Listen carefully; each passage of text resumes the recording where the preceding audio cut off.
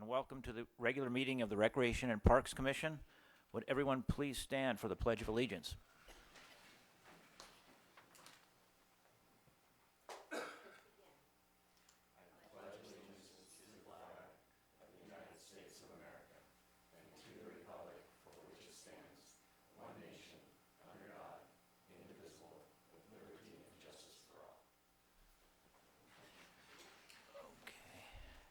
Thank you. Who's going to do roll call tonight? Ericia? Or Meredith? I can do it. Jackie's Yeah, on Jackie's vacation. absent today. So, Commissioner Watson, Present. Commissioner Stolnak, Present. Commissioner Lubes, Yes, ma'am. Vice Chair Davis, Present. and Chairperson Moda. I am here. Thank you. Presentations tonight. Recreation staff will present a summer program recap. Yes, good evening, Commissioners. So, of course, we had a very active summer this summer, so like promised, we are bringing this evening to you a presentation and trying to recap everything we did this summer. I think they did a very good job. But I'm always proud to say that the staff works super hard at what they do. And every year they impress me more and more. I've been here for 2 years, all of almost 3. And it just seems to be getting better and better. So without further ado, I will let them get started. Are you sure you don't need help with the clicking? I could do that part.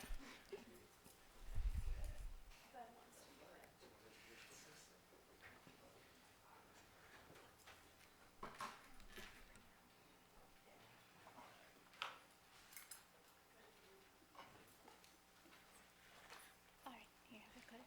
Hi, my name is Janine Houchin. I'm the Recreation Supervisor over at Aquatics. We have had a very busy summer this year. We've offered our aerobics, our deep water aerobics, water yoga, in addition to swimnastics, and we've had over 832 participants in these classes. These programs have grown immensely, and we keep getting people asking for more. So we are excited about that. We've had 2 camps this summer. We had a new junior guard camp where kids were able to learn first aid, CPR, as well as basic water rescue skills, in addition to improving their swimming skills and abilities. We've had over 73 participants in these camps over the 3 weeks that it was offered. We've also had an increase in swim lessons. We've added Parent and Me. We had 52 participants in the summer of 2018, which has almost doubled in 2019 to our 90 participants. In our group swim lessons, we've served over 678 lesson participants over the 480 that we offered last year. We've also increased our private swim lessons from 50 to 98. And in dollars, we've nearly doubled our revenue. We started in 2018 with $23,000, and we made it up to $41,000 this year, just in the summer alone. Yep. All right. So our increase in attendance. So this is our drop-in attendance. This is when people come in for lap swim. It's not like a drop in numbers. No. Yeah, it's not a drop in numbers. It's just, we call it our drop-in attendance because there are people who don't necessarily have memberships or passes, but they come in and pay a daily fee to participate. So at the plunge, our drop-in attendance in 2018 was 785. This year, it looks like there was a drop, but the only drop came in because we added the aquatic center. So if you look at, we went down to 4,662 at the plunge, but if you look at the aquatic center, we were up to 8,744. So we've increased in our drop-in for that. Hilltop attendance, we had 3,978 last year, 2018. And this year, again, we did open Acacia as well. So that's a new addition. So we had 3,493. And if you add in the 537 that we had at Acacia, we're right about a little bit over what we were last year. So basically, we've had a 59% increase in hours that were open to the public this year over last year. And our drop-in programs throughout 2018, only at the plunge, brought in about 8,680, where in 2019, all 4 locations brought in about 4,900, or sorry, not 4,000, that's not enough, $49,376. So it's nearly a 433% increase in drop-in programs. So that is aquatics. And thank you. Thank you. Good evening, Commissioners. Thanks for having us tonight. So I am going to give a little recap on our sports section with Recreation Specialist Tyler Fuji helping me out. As you guys can see, one major thing that we had this summer is we're at 15 teams for our co-ed soccer league.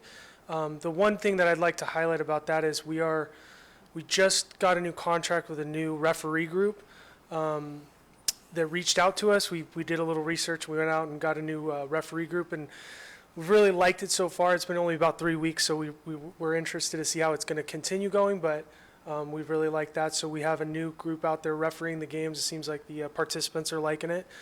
Our basketball league is the biggest it's ever been with 16 teams over 2 different seasons. So 16 is really kind of, we call it spring and summer, but it really kind of encompasses late April through right about now. We kind of finish up with basketball. So there's 16 teams. That's the most we've ever had in basketball in that stretch of time. And then just like always, our co-ed softball, maxed out as many as we can. Usually we can get up to about 30. This year we had a little less. But the major change in softball this summer was for co-ed softball was we had the games at the softball field instead of at Brett Field or Richmond Field like we have in the past because of field renovations. So a lot of good things obviously with the field renovations. Definitely some people had some opinions about the softball season this year, but I heard lots of good, there's some feedback that was negative, but a lot of positive feedback as well. I think there's, instead of the guys going up there, guys and girls coming and swinging from their heels, made it a little more dynamic game and a little more strategy. So I think people are enjoying playing on the softball field. It kind of made it a little bit, it was fun to try something different. We made the ball a little softer, and we're doing some rules with the bat. So our co-ed softball league is at the softball field this year. And then another exciting one that we've talked about a couple times, and I've been up here and talked to you guys about before, is our pickleball. The fastest growing sport in America that I hear every single time I walk out there. Meredith came to me a couple years ago, and I've given her a lot of credit. I went out there, and I've said it before in front of a lot of people. Man, Meredith, all these tennis people are really going to not enjoy losing tennis courts, but it's really, if you ever drive by or go by, that ball is hitting over the net all the time. So really exciting to offer our second. I don't think I've talked to you guys since, we had our first tournament in spring. We had 32 participants. One of our rec specialists, Benjamin Martinez, was one of the guys that helped us run it with Tyler Fuji, another specialist. No real knowledge of what pickleball was and how to run a tournament, but they both came to me and were really excited. We had 32 people. There was a little piece with El Segundo Cable. They ran it as well on it for us. So really exciting with 32. The staff came back and said we're really interested in doing it biannually. So they're doing it again October 26th.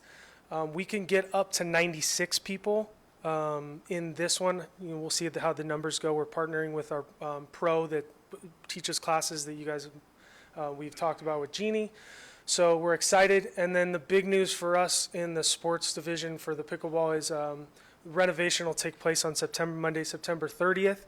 So with our renovation of the courts right now, we have an existing tennis court with a net that's a tennis net, and then we painted over the tennis courts the pickleball. So it's kind of that mosh posh of lines and kind of figuring out what's going on. So we are now on September 30th going to get it painted, dedicated to just 4 pickleball courts. We will get brand new permanent nets, and then there'll be a fence that'll go down the middle to kind of catch the balls when they roll back and forth between courts. So really exciting. Definitely spend a lot of time talking about it because it really is, and I joke a little bit about growing in America, the fastest growing sport in America. It is catching on like wildfire. We'll be one of the teams, one of the few cities in the South Bay that actually offer a permanent pickleball court or courts. Santa Monica and Hermosa are kind of on both ends of us, so it's pretty exciting that we'll be able to offer that to the community and be able to run our tournament October 26th. So that is our sports division portion of the summer. Thanks for having me, guys. I had a comment on softball.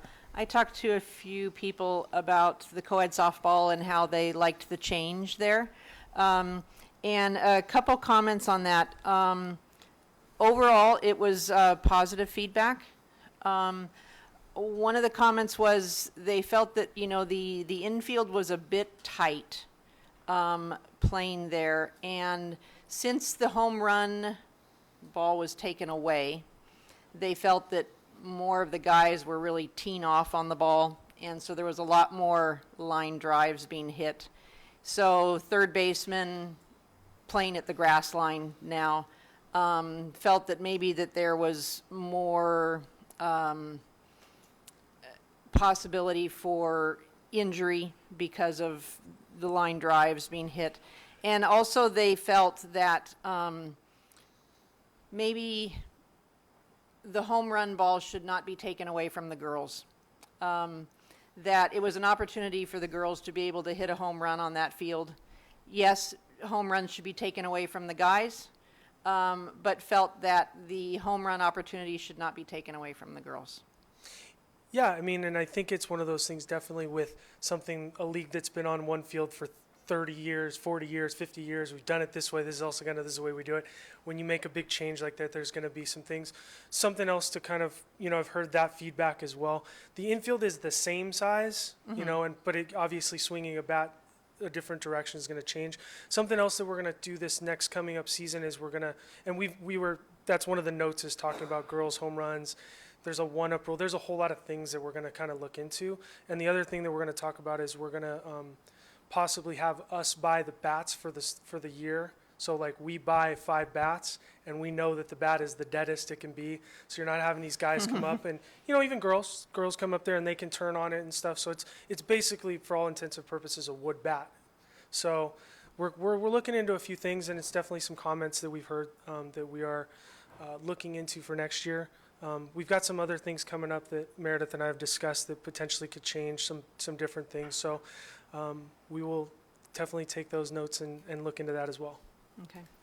Is it possible for you to break down your numbers by resident and non-resident?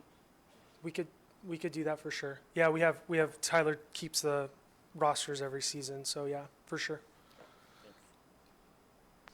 All right. Thank you guys. Hello. So the Teen Center had a fantastic summer this year. We held our 10th annual golf tournament at the lakes. We had over 42 participants and a total revenue received of just over $8,000 that we split 50-50 with the El Segundo football team. We held our summer series of the biannual Gabbett tournament, and this year was really fun. The ESPD came out and supported Gabbett and played around with the teens, and it was a sight to see. They definitely have some skills. And teen camp was incredible. Last year, 2018, we had 1 week of teen camp. This year we had 3 weeks. We grew from having 8 participants to having 57. So that was a big win in our books, and we heard nothing but raving reviews from their fun field trips to Glow Zone. They did Gable House and laser tag and one other place that I cannot remember. But they had a blast, so we're excited to see what we can come up with next year for that one. And then our summer camps for our younger ones. We have Camp Cowabunga, which is our longest camp. It's our 8-week camp that goes from 7 a.m. to 6 p.m. We had over 450 participants. Each week we went on a different field trip, and it all had a theme. Our highlighted field trips was the Science Center, the Los Angeles Zoo, and the Aquarium of the Pacific. Not listed on there was my favorite, the Sparks game. The kids loved it. We have our sports camp, which is also 8-week camp. However, that one is just 9 a.m. to 12:30 p.m. 12:30 p.m. We added Adventure Week and Creativity Week, and we had just over 340 participants in that one, with Basketball Week being our biggest with almost 100 participants in that week alone. Tiny Talk Camp, our 6-week camp for our youngins, and we had just over 135 participants, and their biggest highlight was playing tag. Like those kids in that playground and playing tag was a sight to see. I don't know. Thank you, Devin. Good evening, commissioners. I just want to thank Devin for her first summer with us as recreation coordinator. And it was actually her first summer ever running camps in her career, and she did an outstanding job. I just want to recognize that. Things ran very smoothly, and she was awesome to work with. I handed you out this sheet, so you have this because it's kind of hard to read. If you're a numbers person and you want to dig deeper into how much we made on our contract camps and our staff-led camps, all those details are there. You can see basketball, as Devin said, had almost 100 participants, which was huge. Note something, Champ Camp did skateboarding camp, and they also did beach camps for us. Last year they did a couple weeks, and we expanded to 10 weeks of that this year. That's a contractor, but man, they got great feedback from the public, and I heard nothing but good things from parents. That brought in over $50,000 in revenue, and we're going to continue with them because they're just a good group of people and made us all look good. All right, breaking down to the fees that were collected. Kind of interesting statistics, I think.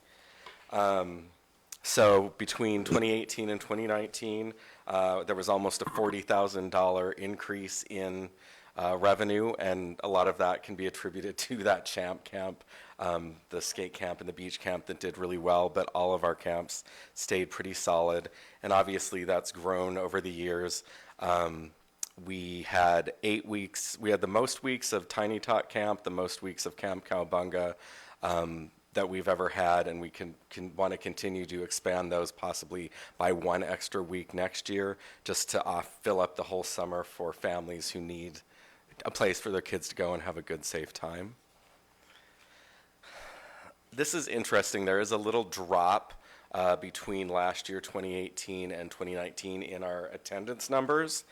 And from what I could figure out, we didn't include aquatics camps in our numbers that we counted for this year because aquatics completely took those over.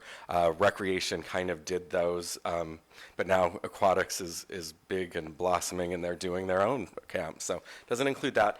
Also, some of those staff-led camps, the sports camps like soccer, football, and baseball, those numbers were down a little bit. Not sure if it was timing of when we offered them or what, but those numbers were down a bit. So it's like there were 140 less overall participants than there were last year. I think also we offered a lot more contract soccer camps, so that probably affected our camp soccer attendance. But, you know, as long as the community's enjoying it, staff-led or contract, it's all good. All right.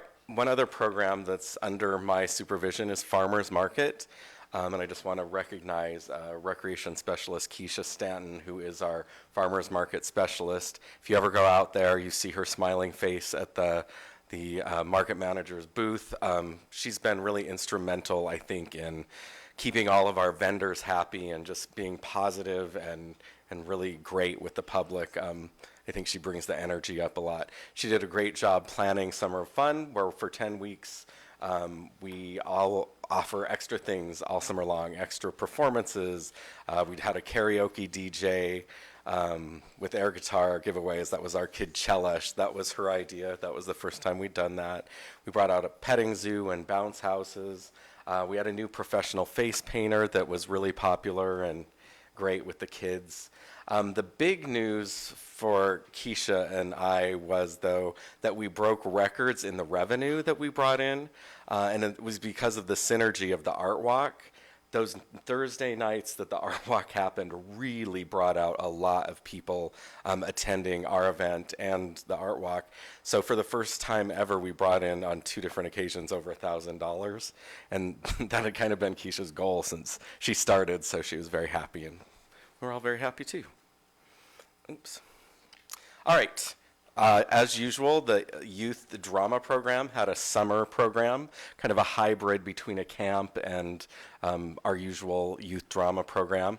The difference is they perform at the high school performing arts center, which is kind of cool with full lights and stage and microphones and everything. So it's a little bit different experience. It was a really great this summer. I don't know if anyone got to see it, but it was outstanding. The chorus especially was really strong. Like, it always blows my mind how talented the youth are, and what a great job our contract staff does in leading this program.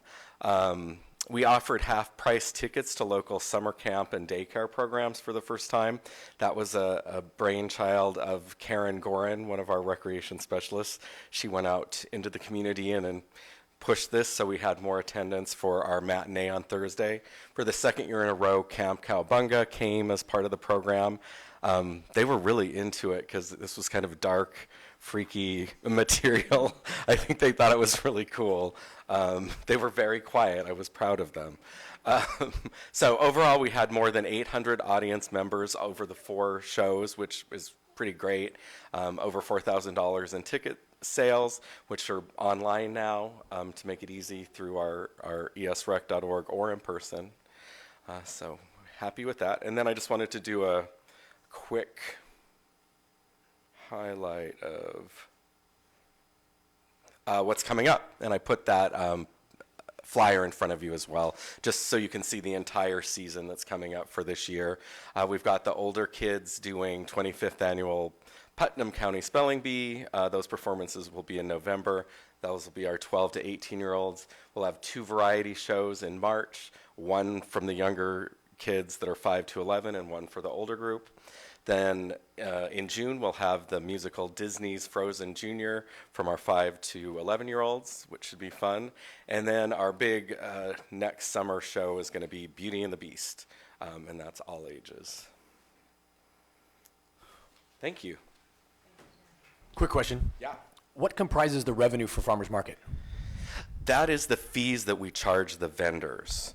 So the farmers are give us a percentage of what they bring in. Oh, it's percentage basis. It's a percentage So it's not basis. necessarily more booze. They're just selling more, and so you're getting Correct. a They're better- selling more. And those nights that we of the art walk, really boosted their sales. So they were thrilled too. Thanks. What's the average number of farmers that we have a week? We have about actually 8 farmers, give or take. Sometimes there's 9, sometimes there's 7, but literal agriculture farmers that are coming and selling fruits and vegetables. There's about 8. The rest of the booths are selling prepared food, as you know, caramel corn, different kinds of food and things, but about 8 actual certified farmers from throughout the state. Okay. Yeah. Thank you. Thank you.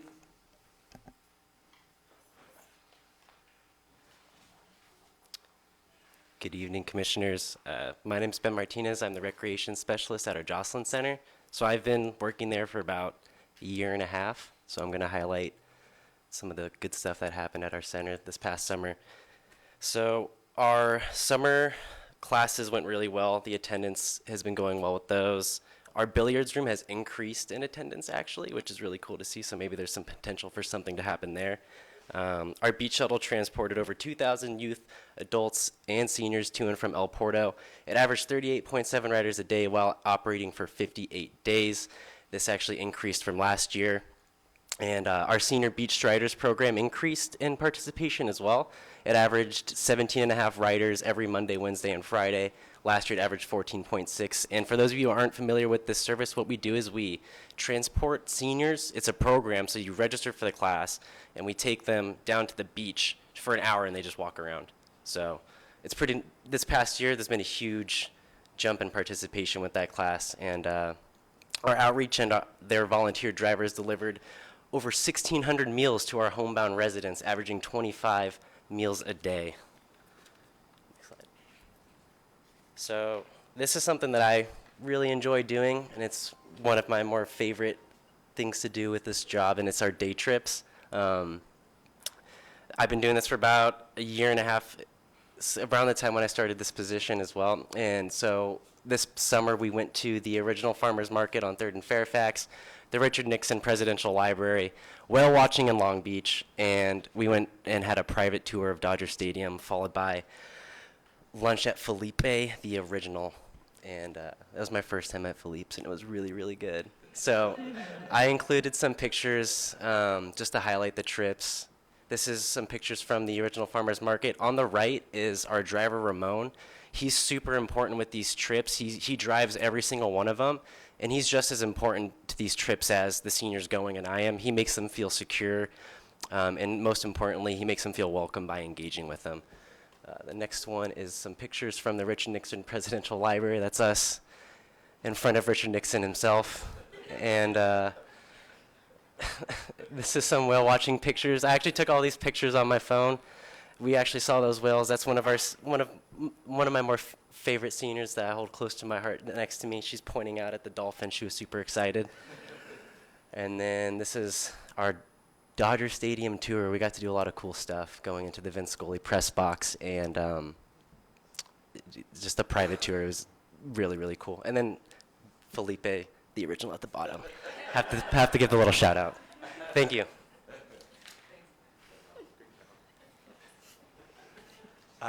I'd really like to give a special thanks to Ben too, especially with the day trippers. Some of the stuff he hasn't mentioned with that is our trips had kind of gone awry. We used to do a lot of big trips, so we came up with that idea to do a lot of day short trips. And I think we've only had one trip that didn't have a full bus, and that's whale watching, and someone had to pull out that morning. So Ben's done a really, really great job of marketing, advertising those to our seniors, getting everybody out. It's been a really, really great program. And the Dodger Stadium one was such a hit. We haven't repeated anything. We might actually have to repeat that one. And then I think in a week or two, we're going to be going to Price is Right. So look for these guys. Hopefully someone's going to get a showcase showdown. So special events. Everyone's fun. Get the community out and get a lot of people out there. We kick our special events off with summer concerts in the park that begins on Father's Day. Our first group out there was Flogging Seagulls. They were a Celtic 80s band. We've had really good attendance. I'd say that's one of the themes of all of our summer events is average attendance is up, up, up. Previous concert attendance had been around 12 to 1,400 or so, and we're seeing a lot bigger numbers. We've been about 1,800 to 2,000. Flogging Seagulls, Cash Killer and King, really, really big attendance for those ones. We've had some really fun giveaways, frisbees and beach balls. If you go out there, you can kind of see those, the kids running around, passing those around. Those have been a really nice addition to the concerts. And food trucks. Everyone loves food trucks. So we've had 3 really consistent, good food trucks that I think people are starting to recognize the town. Ate off all 3, and just like Philippe's, they're really, really good. Fat Queso is probably one of my favorite. And it's just been a lot of fun. You know, you see families out there, everyone's hula hooping, having a really good time. So concerts have been really well.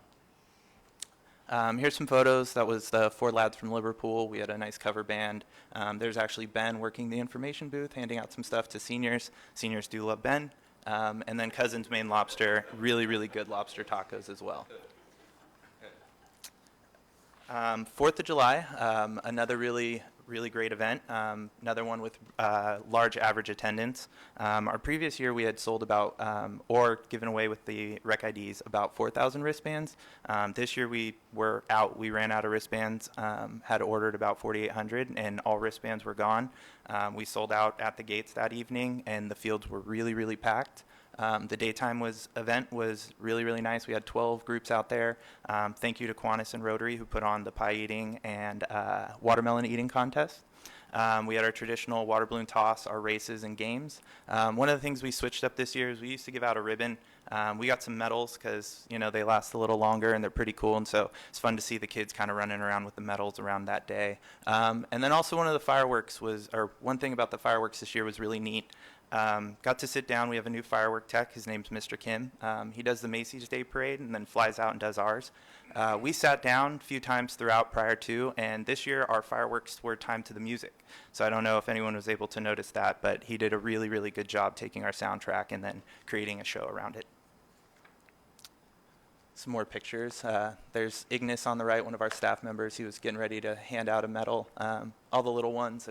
It's always a fun day out there. This was Go Fly a Kite Day. This was an inaugural event. Very simple. Grab a kite, go to the park with your family, and have some fun. Darren and Sean put this event together. They found food vendors to be out there. They had different kite craft areas where you could put together kites, and brought a group out called Tropic Star.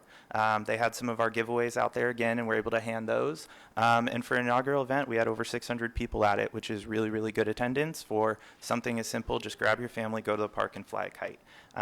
You know, a lot of our events have food trucks and music and all this different kind of stuff, or it's a program where you have to sign up, and we forget sometimes playing catch, doing a picnic, or flying a kite are some of the best things you can do. So, and that actually had one of the most genuine comments I've read on our Facebook or Instagram. I try and not read comments, but someone had put on there, I had a really good time. I went down with my kids, and I thought I was just going to watch the little one, but even me and my teenager had fun. We can't wait for next year. So, great event, and that will be coming back next summer. Again, I have to give some credit to Ben.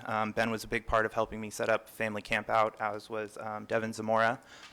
It's a lot of shopping. It's a lot of getting ready and food prep and different things that we don't generally do in recreation. Thank you, Bob, for allowing us the kitchen.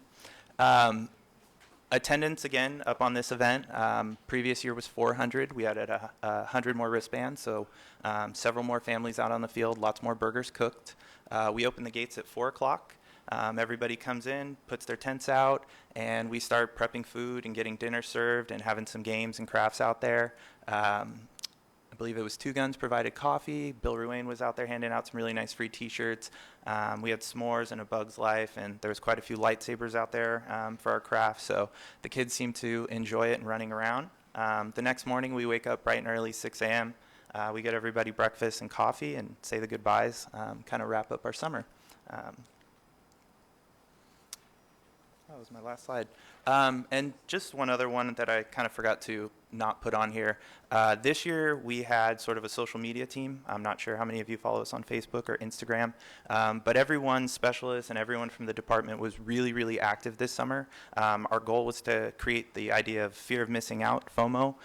So we try to highlight the beginning of an event as we were setting up. Once the event was there, maybe show a band, hey, it's halftime, come on down to the concert, you still have plenty of time, and then also, thanks for coming out. So we had a lot of social media engagements, and it's been a really, really good way for us to get out information, as well as some of our artwork. We have a specialist, Gerardo Cueto, who's done some really, really great artwork, and if you guys take a look around, you'll start seeing all the advertising for the upcoming Twisted Tales, and that's one of my favorite art pieces he's done. So thank you guys, and have a good night. Awesome. Thank you. I believe, Darren, you have a video. Yes. Last but not least, we do have El Segundo TV worked with Camp Cowabunga. This was Devin's idea once again, so great job, Devin. Just a short video of Camp Cowabunga.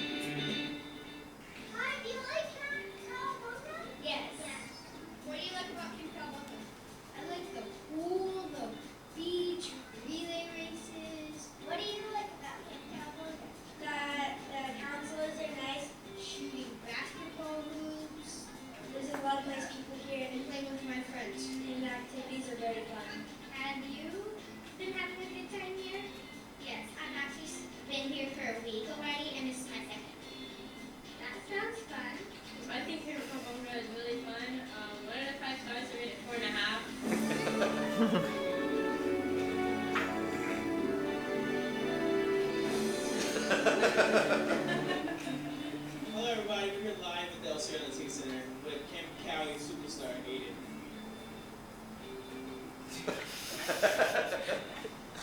So Aiden, how do you like Camp Cowie so far? It's okay. What is your favorite moment so far this summer in Camp Cowie? Playing soccer maybe? I like going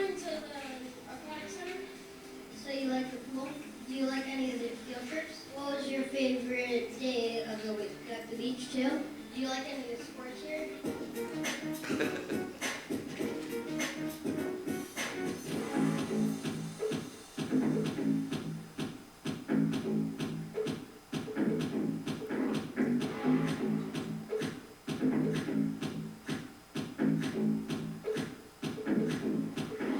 Well, we just run a relay race. What do you think? It was so fun passing the ball under and over. What was the toughest part? Putting the ball over or under?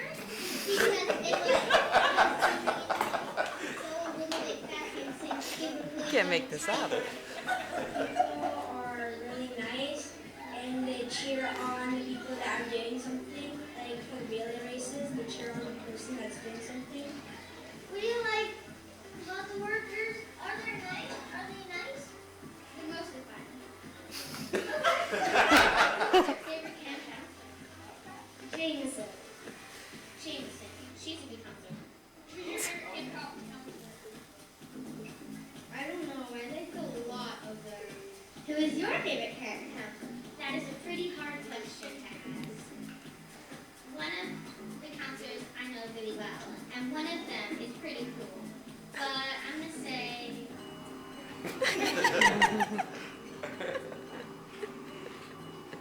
Jaden. Who's your favorite counselor? Jaden. She's funny, she's nice to me, and she's always nice around kids. So if you had to pick one counselor, who would it be and why? I think it would be Jaden because he's really nice. Who's your favorite camp counselor? Ooh, that's a good question. This week, I like Corey and Jaden the best. Why do you like Corey and Jaden the best? I like Corey because he's really funny and he like jokes around, and I like Jaden kind of like the same reason. He's also pretty funny. And below Chris and Corey. Those three are your favorite? Why? Because they're all nice. They always hang out with me, and when I have nothing to do also, they tell me what I can do.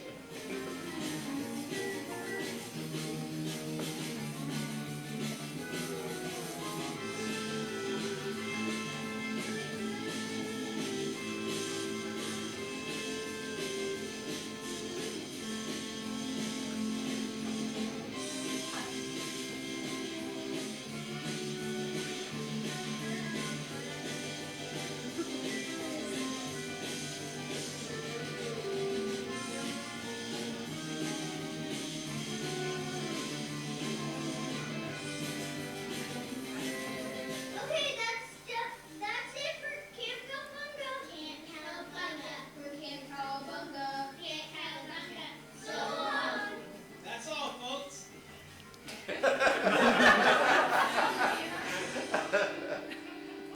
Awesome. Thank you. So that's the conclusion of our presentation this evening. As you can see, this team is amazing. I can't say enough. I think Meredith shares my same thinking with, we wouldn't be able to do what we do without this team. So thank you, you guys. We appreciate you. Thank you, all of you. Okay.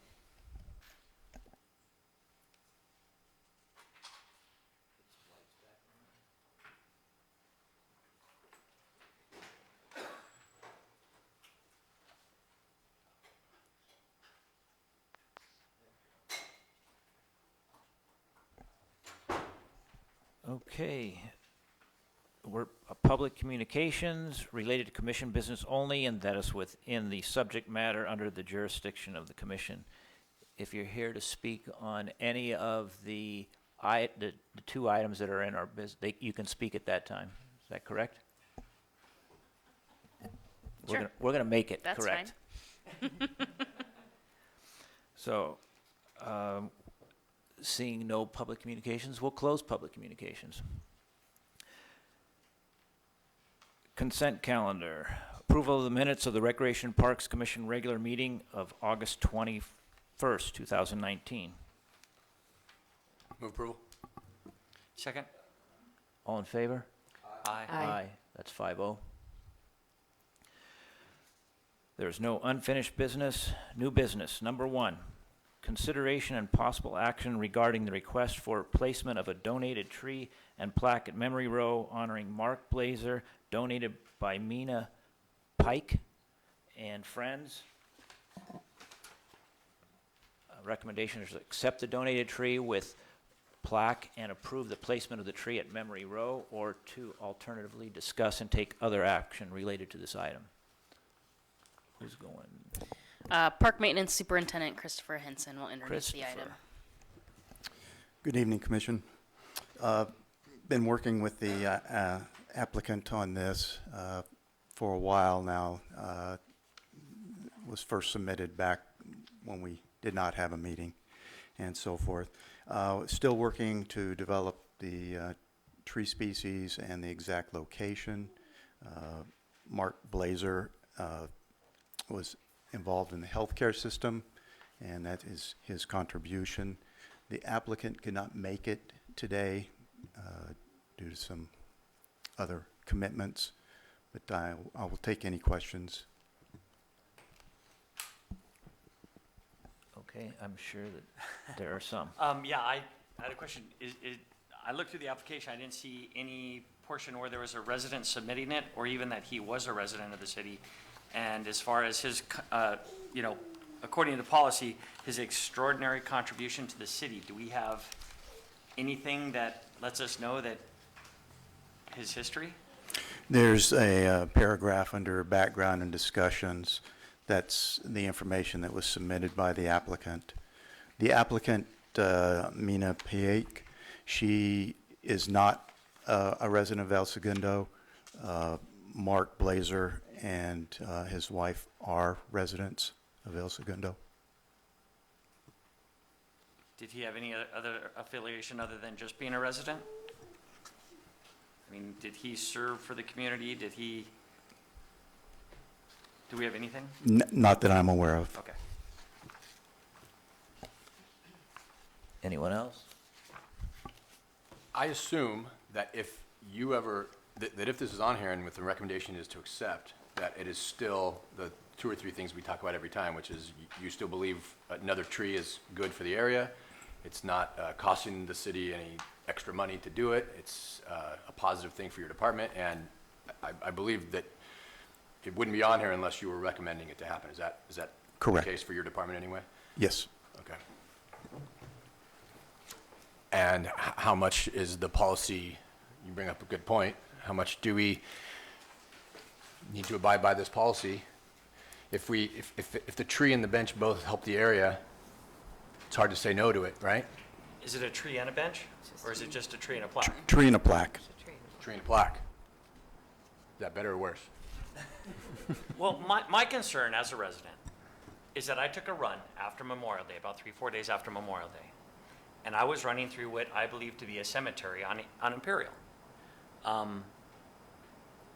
If it's going to be like that, and it's going to be, dressed in flowers post-Memorial Day or a day of remembrance for that person, I'd at least like to know that they had a significant contribution to the city. I like the fact that we're putting a new tree up. I think it's great we do a plaque, and that's nice. It's hard for me to, go by there and see a makeshift memorial / for lack of a better term, cemetery. So I'd like the people at least to show up and tell us what their contribution was, what they did in the term. So it's hard for me to have any idea if this is, just another tree that we're getting, or if it's really a memorial, if it's, I don't know, Lee, tell me more about how many are there and how many were decorated with memorial flowers and things? I mean, I think the general number is about 50, and I'd say 35 plus were laid with flowers and stuff like that.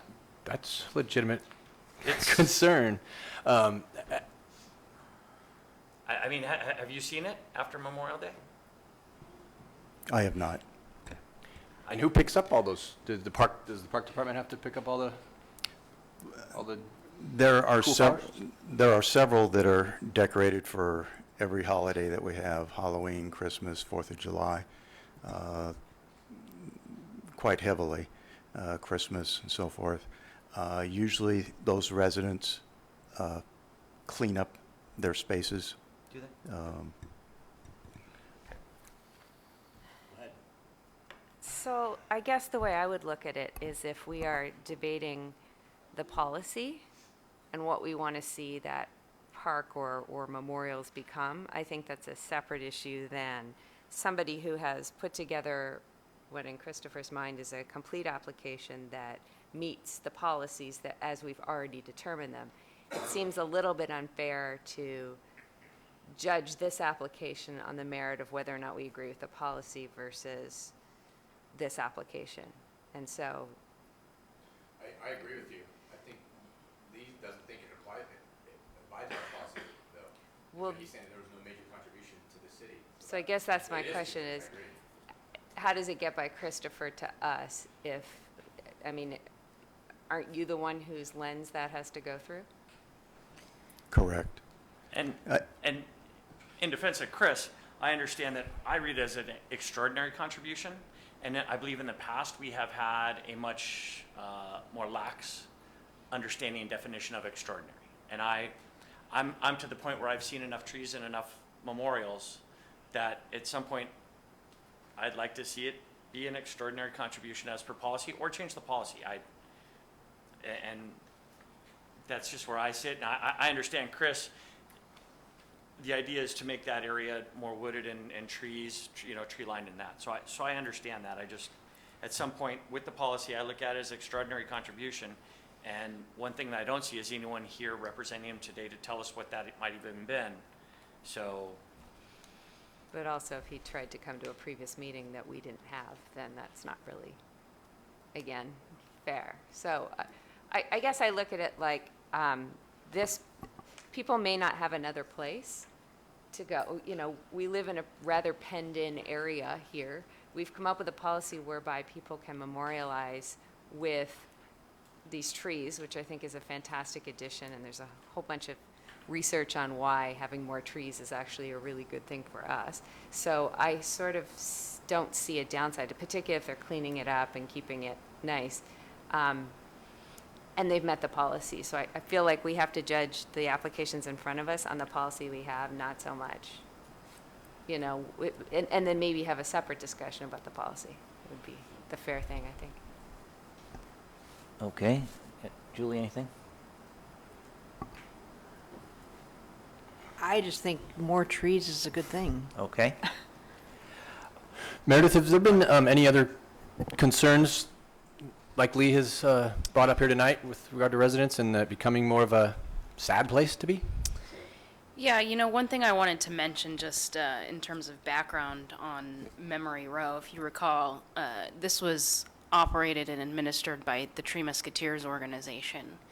And when that organization folded a few years back, we took it over. And so the memorial donation policy that's in front of you has not entirely incorporated Memory Row into that. And if you actually read a portion of this, it says if the request doesn't fall within this policy, it would be referred to Memory Row and Tree Musketeer. So it's definitely a policy that needs to be cleaned up, and Memory Row was sort of that place in history throughout many 25 years, 30 years, where if it doesn't meet the policy for a tree, particularly in Recreation Park or Library Park or something like that, it would get turned over to Tree Musketeers and Memory Row, and that's why we're in the situation that we're in with so many trees and so many plaques, because there weren't criteria for that other than this is a place where we can memorialize somebody with a tree donation. So we definitely need to take a look at updating this policy to either incorporate Memory Row with the same criteria or have a separate Memory Row policy. Like for instance, there's a tree planted in memory of my grandfather outside of Joslin Center. And we've never done anything memorialize for my grandfather there of putting flowers or anything. And we've never looked at it as that we would go and put anything there. And because we didn't know if there were rules or anything like that, which I'm sure there is. So you're saying Memory Row on Imperial, there aren't those rules, but within the parks, there are. Right, that was the original intent of Memory Row and Tree Musketeers. Was their to allow program. people to Right. put things? That Yeah. was the intent? Yeah. Okay, I'll give my 1 cent worth here. I think it's, more trees is good there. It's Memory Row, that's where it should go. The one thing that I need to see is, I need to see somebody here telling me why they want it there. Whether we had a meeting or not, we had one tonight. And if there's something on our agenda, I've said it before, I'd like to see them at our meeting and giving us some more background. So, yes, I think it should be there, but I want to see someone here telling me. Who named it Memory Row? Tree Musketeers or the council? Or is that an official name on any document, or is that just a name that we just refer it? I don't know. Because maybe 100% Memory sure, Row- but I think it was a Tree Musketeers arrangement with the city probably 20, 25 years ago. We can try to do a little background on that, but from what I know and understand, it was always administered through the Tree Musketeers organization. And the city offered the space for them to do that. I'm not so sure it's 20, 25 years ago, because I believe 20, 25 years ago, they had a little motocross track there for BMX bikes. Okay. And there are now memorials in that same area. So I'm not so sure it's that long ago. Yeah, I but just know I that know it has Tree been a while. Musketeers, the organization itself, was about a 30-year venture. So I'm not sure exactly when Memory Rose brought it up. What do you think if we have, we bring this back to next meeting, and we have the applicant here, and in the meantime, we get a little more information, and maybe before we discuss this, we talk about the policy? We can do that. Is there Is that a motion? I'd like to make that a motion. I'd like to second it. Are you motioning to table? Is that what you're motioning? To table it to next meeting? That is correct. And then what's the second part? That we look at the policy, changing the policy prior to making this decision? Yes. No, not changing it, talking about the policy. Let's get some more information. Sure. I have one other question. Other than after Memorial Day, is it like that all year, or is it really just one, is that the only time of year that it, in your experience over there? Memorial Day is the big day where, like I say, 35 out of 50, if I were to put a guesstimate on it, you know, there were a couple that weren't, but the majority were. And I think you stated Christmas. I mean, these are all the same. I've spent more than my fair time in cemeteries visiting past, and it is a very similar feeling that I have on Memorial Day there. It is, on Christmas, I drove by and I'm like, okay, it's festive, it's almost Christmas decorations instead of memorial necessarily. There are a number of days in. Chris, what's your experience over there? Is it, how many times a year is it, or is it? I've noticed Christmas, 4th of July is big. There's a few on Halloween, if you will. That's interesting. But it's really kind of a minority. Are there any right now, if we go over there? Zero? There's a couple that the residents visit on a daily basis and put up knickknacks and items and so forth. Okay. There is a motion, and there is a second. All in favor? Aye. Aye. Aye. That is 5-0. We'll bring it back. It's not, we just want to bring it back, but we want to see them here. It'd be nice to know what they did. Number 2, on new business, I will recuse myself. As Assistant Chair, I will continue.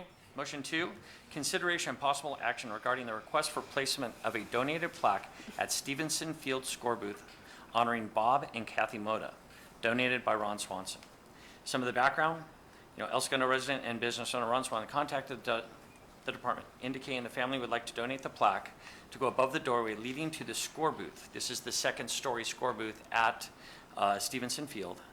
And Mr. Swanson did pay for all cost, and the installation of the plaque will be handled by the park staff.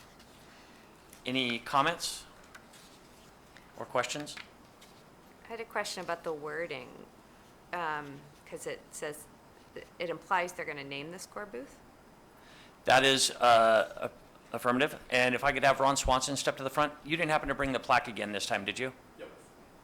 You guys all had it. Thank you. I do recall it. It's beautiful. But my question for Christopher is, does this meet the policy? We're not implying that we're naming something, or can we name something? Does that fall under the policy? I didn't review this item. I can speak to that. Yes, is terms of the contributions to the community, it definitely meets that requirement. Thank you. And no, the intention is not to necessarily name the facility at all. It's merely the entrance to the score booth itself, up top of that second story. So it's not a naming request. In my conversations with Ron, we specifically spoke about that, and that would be an entirely different set of policies. I assume it would.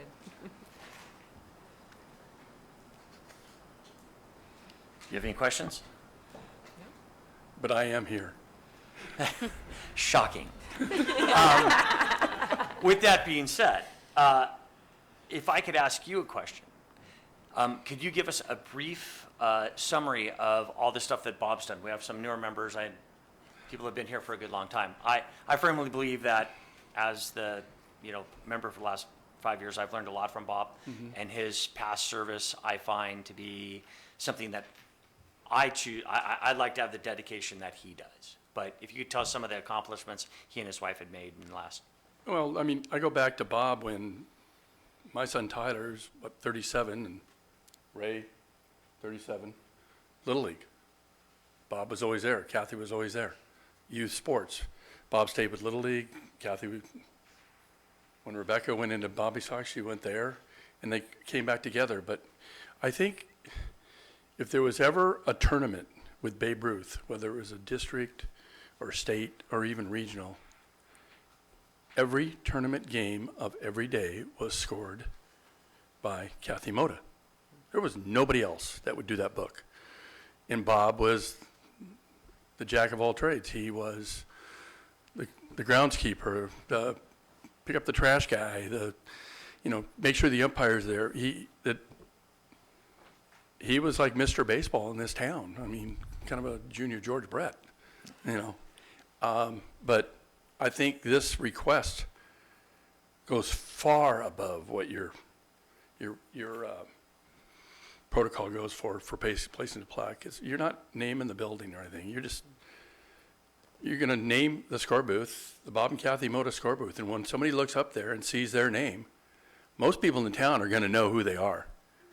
If they don't, they're going to ask somebody, and then they're going to know who they are. So I think this is, like I said, this is way over the top of what would be required to do what we're asking.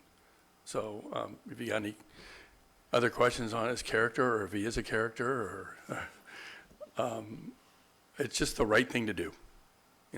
Just the right tribute. Perfect. Thank you very Thanks. much. With that, I'll make a motion that we accept the plaque and have it installed on the score booth. Do I have a second? I second that. Yes? I would like, before we vote, discussion? No discussion? Okay. I'd just like to make a comment, and that is that I like doing the right thing. I think that I wish we could have done it before Kathy passed. That's the only bummer, but why should we wait for Bob to pass? I think it honors both of them. So I think life is short, and it's the right thing to do. Maybe it should have been Kathy and Bob Moda score booth. Well done. She was the main scorekeeper. Yeah, I think it's the right thing to do. All right, all in favor? Aye. 4-0. On to the next. Thank you. On a note, there are two in here. There's one for the wall, and there's one for Mr. Moda to take home or put in his office or wherever he'd like to be. And on another note, on your first item, if you go back and look, and my memory suits me right, that was almost like a sponsorship buy-in back when with Three Musketeers. I think it was a revenue source that they started to be able to fund Three Musketeers. You bought into going into Memory Row. I think if you Yes, look you at did that. have to buy. Yeah. I think I'm right, huh? Yeah, you had to buy. You had to buy into it. It was a revenue source for them. So it wasn't just a freebie. You just didn't donate the tree or the plaque. Yeah, you actually, I'd be curious because, again, And you I had to pay like the idea maintenance. of the free tree. However, I'm not necessarily into turning our recreation space into, if you go back and look, I think that's what you'll find. I'd like to see. Thank you.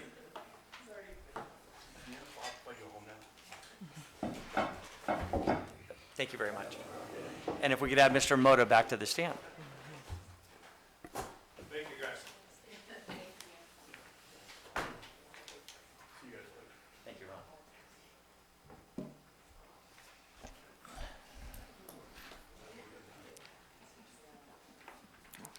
Thank you. We'll move on to reports. First one, reports of subcommittees. Aquatic Subcommittee. We have not met. Okay. Gateway Committee. I know there's something going on here. Gateway Subcommittee has met. Also, the committee members had to go through the notebooks. We had 39 artist submissions that we had to go through, and a lot of those artist submissions were quite lengthy, so we had a lot of information to go through. The 39 were brought down to about 10 selected that we're now going to try to narrow to 5 to move forward with. And we're going to look at providing them a $2,500 stipend in order to come up with a design concept to then submit for us to look forward to, see what it is we want to go forward with. So on the 24th, next Tuesday, we will be meeting again to select our 5.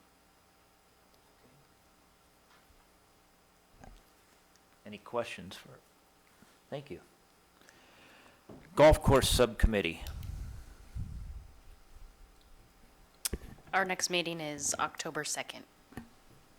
Okay, thank you. Transportation Subcommittee. We did not meet. We are going to meet in the next few weeks. Great. And Youth Sports Council, we did not meet. We'll meet again in January. Department staff reports. Aricia, Recreation Superintendent. Actually, Commissioners, I do not have anything to report this evening. I think my staff did a wonderful job at reporting everything, basically. So if you have any questions about my report, basically my report is just a brief version, a synopsis of what they did tonight.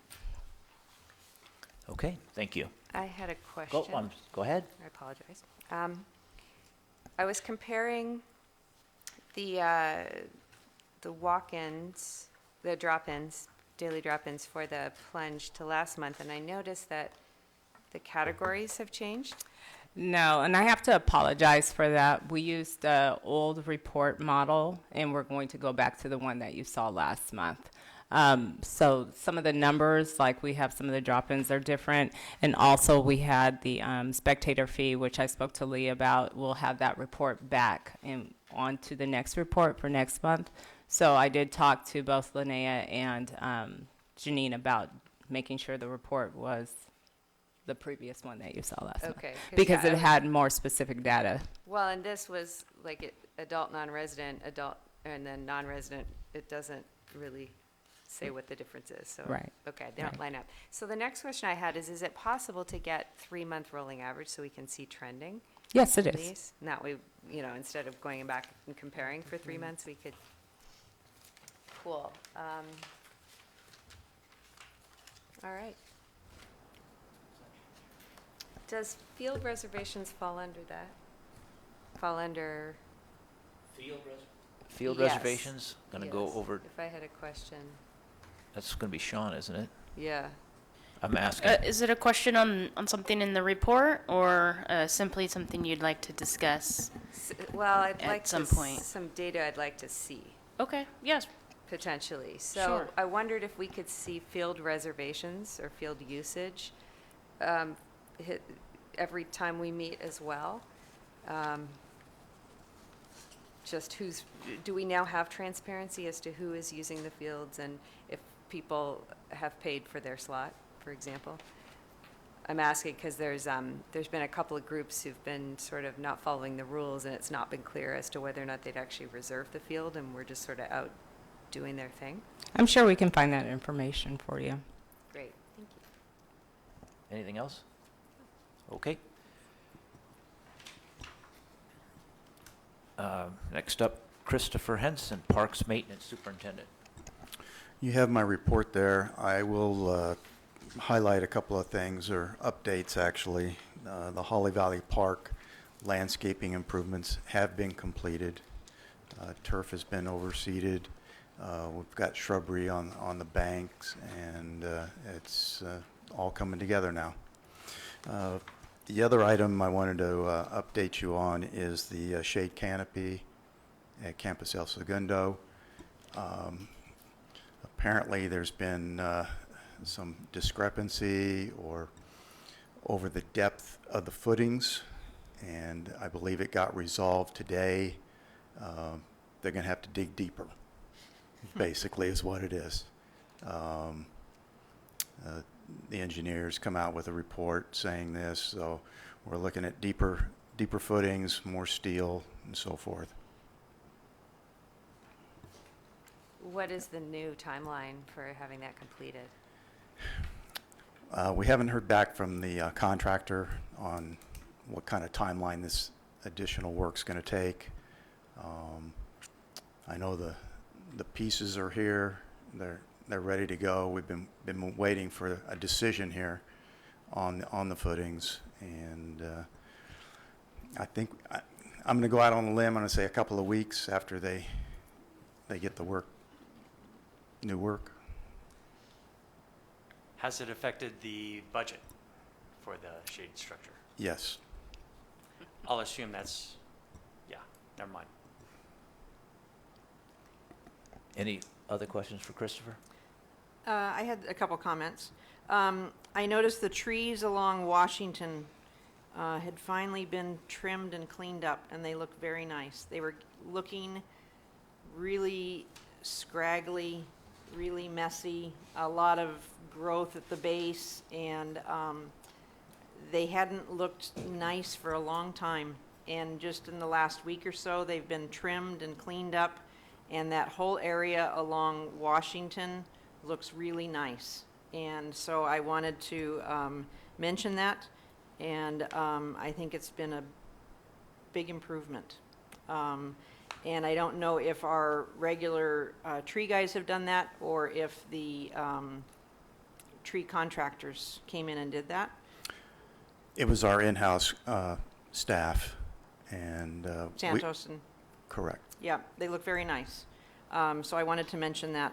And then also, it's something that I always look at driving down PCH is the medians. You know that I always look at that.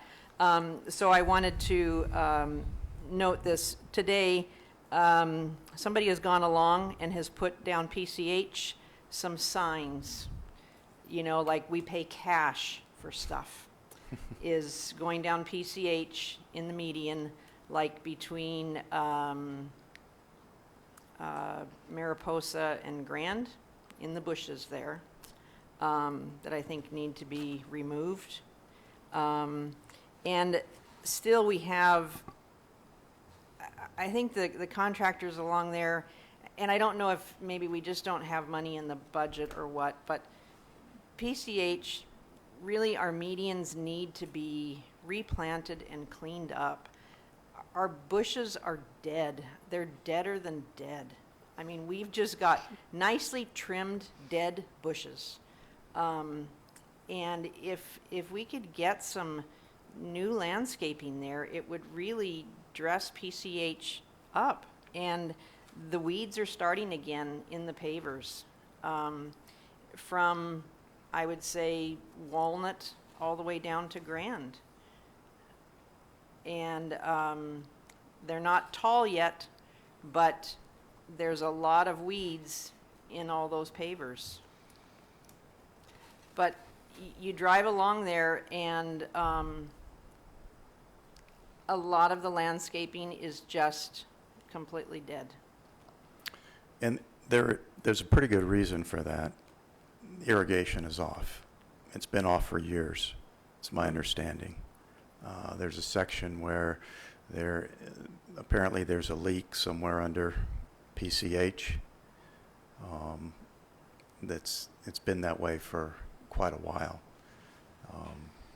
We have some other irrigation challenges if you go a little farther south as well. But my understanding is, talking with our streets department, getting a permit to do work on PCH is extremely difficult, and so that's one of the reasons why it has not been repaired. Okay. I do think we need to kind of relook at our medians on PCH. Going to some type of paving, perhaps, or pavers in some of these areas. But I can work with Contact Public Works and see what we can do as far as doing an irrigation repair. But that is one of the reasons why you're seeing dead plants. Okay. All right, thank you. So I have a couple of things I wanted to bring up. One is that the work that was done at Richmond all over the summer to make those fields beautiful again. The first night of soccer was 2 Fridays ago. We were doing a coach clinic, and people were stepping in potholes. There were these great big potholes. We could not figure out how, after this intensive amount of work had been done, there were these potholes. And then I got a text from some coaches a day later that said, hey, we just noticed that these guys are out there playing football, and they've got these big sleds that have parked and they're pushing these sleds along. And ironically, somehow the footing of the sled fits exactly in these potholes. So I guess my question is about policy and who we're, allowing to use the fields, and what is there a clear definition of what equipment they can and cannot bring on those fields, particularly in light of all the work you did all summer to make them level? And we have on day one of soccer kids with their feet in potholes. Now, is this Richmond Field or This Brett is Field? Richmond Field. Richmond Field. Did you level that field, or did you just replant? We just aerated that. Yeah, I don't think they and leveled. reseeded. It did not get. It didn't get leveled. Kind of what we're calling a mini renovation. It did get some attention. Now,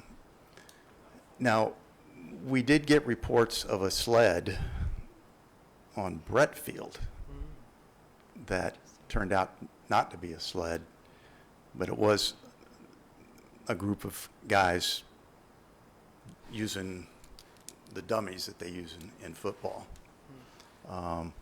This is the first I've heard of the sled on Richmond Field. Okay. All right, I'll go back and check my text. I was pretty sure they said Richmond because Okay. that was the fielding question that people were upset about. Sure. On day one. All right. Second thing is sprinklers, since we're talking about irrigation. Sprinklers on Main Street. I was having a meeting there at 3 o'clock in the afternoon. They came on, sprayed above, quite high above the soil and all over the road and everything else because there wasn't even, I mean, most of the plants there are kind of dead. And so it brought to mind the question, you know, we're asking residents to conserve water and to put in irrigation systems that don't spray all over the road and to spray it in the middle of the night when it's a better time in terms of losing what we're spraying into the air.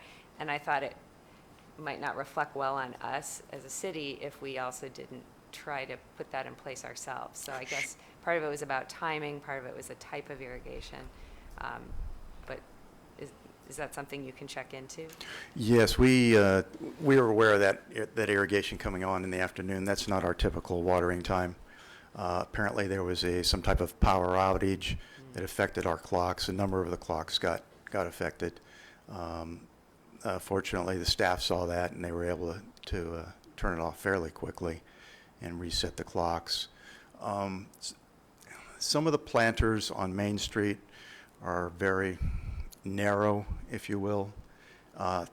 It's difficult to irrigate them with a overhead system that we have, but we will look into that when we do irrigation checks and try to fine-tune that spray the best we can. Thank you. All right, thank you.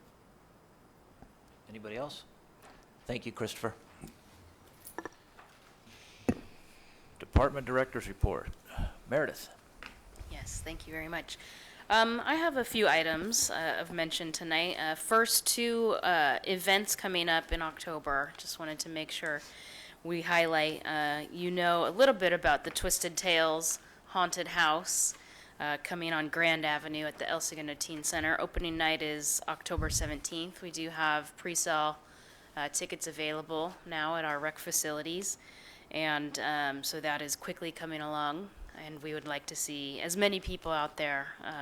We have 9 nights that will be open at the haunted house, so we're gearing up for that.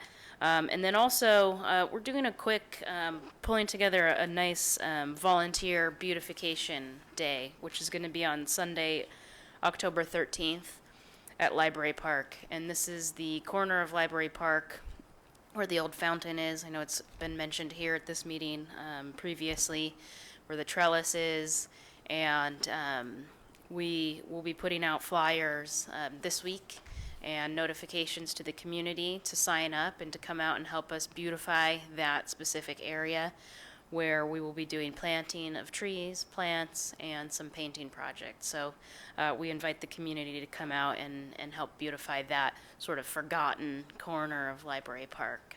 And happy to answer any questions you have about that. What's going to be the time? 9 a.m. start time till about 12:30. We will have pizza for lunch after everybody has worked their butts off. And it'll be just a nice day to come out, get your hands dirty, and I think in 3 hours, if we have a good turnout, we'll make quite a big difference. Also, just some updates on the report from City Council meeting last night. The City Council adopted next year's fiscal year budget for 2019-2020. Part of the conversation, as you know, involves the capital improvement projects and which ones would get funded. The Acacia Park project has been going back and forth. There's a lot of differences of opinion. It's a tough decision. Ultimately, the City Council last night decided to revert back to the Recreation and Parks Commission recommendation and fund the project at the level that would eliminate the pool and restrooms from the design. So we will be moving forward under their direction in that way. And we do still have a competitive grant application being evaluated by the state of California. That grant application included the full project with the pool. So should we get that grant, we can always, we'll know in time to if we're awarded the funds for the larger scale project, we'll be able to move forward at that time. So we will right now be moving forward with construction document preparation on the design that was recommended by this body. Also wanted to make sure that you are aware and that the community and public are aware that the public hearing for the Lakes and Top Golf project is slated for the next city council meeting, which is October 1st. City council meetings start at 6 p.m. Again, that'll be a public hearing, and so we invite anybody who has public comments to either send emails, communicate with your city council members, or come to that meeting. That public, that's based on the agreement between Topgolf and the city? Correct. And that's a really thick document? Right. Is there any sort of summary of that, of the key things that this body might be interested in? Yes, I can work with the city attorney's office and put out some sort of a brief summary, whether that comes out in the staff report section, in the agreement as an attachment. I can certainly point you to an abbreviated version. I'm just looking for help. Yeah. So read through the whole thing. Yeah, Most definitely. On that same, one of the things that whether it be the pool or the golf course, is programming, community programming. I think we all understand what Topgolf's going to do, but in their downtime and off time, what we are actually asking for programming for our citizens is probably what I'm most interested in. If you could maybe focus on that for us. Sure. Before it's signed, hopefully. Yep. Thank you. Yep, and then related to the conversation about the field conditions, we will come back to this body because it was a policy decision that was made back in earlier of this calendar year, the alternating of the renovation from Brett Field to Richmond Field each summer. We will come back to the commission either in November or December after we kind of see how the fields are faring after the soccer season or after a good portion of the soccer season. Come back and discuss how we feel that the renovations upheld throughout the season, and if we need to make any adjustments moving forward for next summer, then we can discuss it at that time. So please, if you do hear any feedback from the groups, from the coaches, either shoot that to me in an email. Christopher and I can discuss, go out and take a look at specific issues, but definitely we're keeping a log of any feedback so that we can evaluate the work properly. And that's it for me. Thank you. We'll go to commissioner comments. Commissioner Watson. Yeah, I just wanted to, I attended the high school cross-country event at the Lakes this past weekend. So this is the second year in a row that they've utilized the Lakes facility to host a cross-country meet. And there were a phenomenal amount of positive comments from other coaches from other cities about just how well done the event was, how beautiful the facility was, and how smoothly the race ran. So it was a gorgeous day. It was hot. The kids were hot, but it was very smooth. They were able to set up the portion of the course that did not involve the driving range in advance, and then after the driving range closed, come in, set up the driving range, and then get everything down again by the end of the evening so they could get back into regular operations.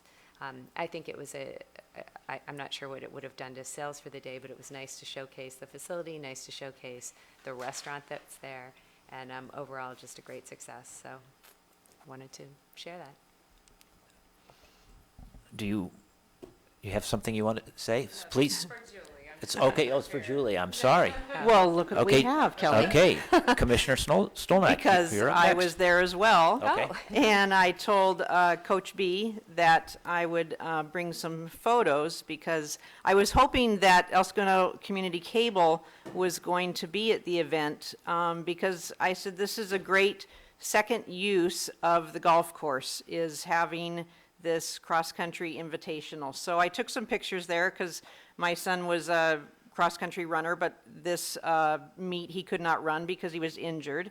So my husband and I were volunteering there that day. And last year there were 29 teams that participated. This year there were 40 schools that were represented.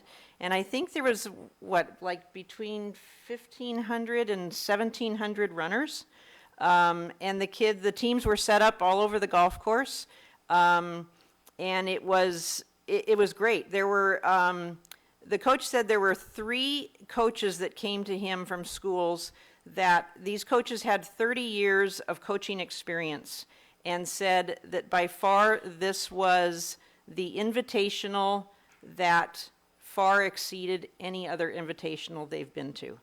And I had a coach come to me that was from New Zealand that said, this invitational is like a East Coast or a European invitational, that this is what cross-country should be, that this is not the typical California cross-country running, because this is like East Coast and European running, and this is how kids should run cross-country. And my son said, this is like the most difficult cross-country race because you're on such uneven ground the whole time. And it was so well organized. Coach B was really well organized, and just the way that the city helped this year with the different drop-off zones of the barricades and, you know, the cones and everything. And this year, instead of food services doing the barbecue, they decided to do the full-service menu inside. And I went inside, talked to the servers there. They said it worked out much better. It was busy all day inside. There was a line inside. Everything worked out great. Everybody seemed to have a great time. The cleanup went quickly. Golfers were back on the course. And I think there would be even more teams next year. And it was very popular. And it's a great secondary use for this golf course. So I want to thank the city for allowing the high school to use this property in this other way. So it benefits, you know, so many other people. And it was a great event, like Kelly said. Thank you. Okay. Commissioner Lubes. I know it's a long shot, but any chance that that a day was reserved in the contract, the Topgolf contract, to make sure that it is available next year? Because if that's not in there, there's no commitment by them, right? Just Theoretically, they could be under construction and there won't be the availability. well, that's possible, but if they are done or And future that's- years, And that's part of, If I it's- think, what we're talking about with community involvement. Mhm. What level are we getting the contract set for? my only other comment is I think it's going to be pretty cool to see that plaque forever. That's all I have. Thank you. Vice Chairperson Davis. On Dave's sentiment, I couldn't think of a place or a person that's more deserving.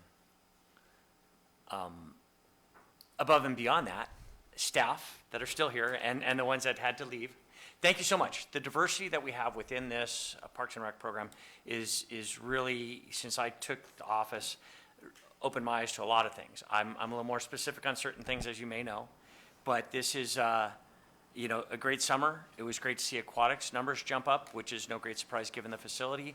But and I'm sure it's going to face its challenges, but it's going to be it's nice to watch and a great presentation. Thank you very much.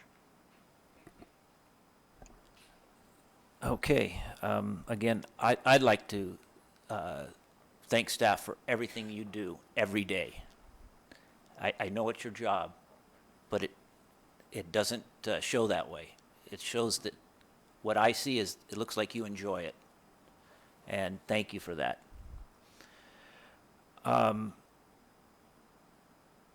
See something, say something. You hear something, say something.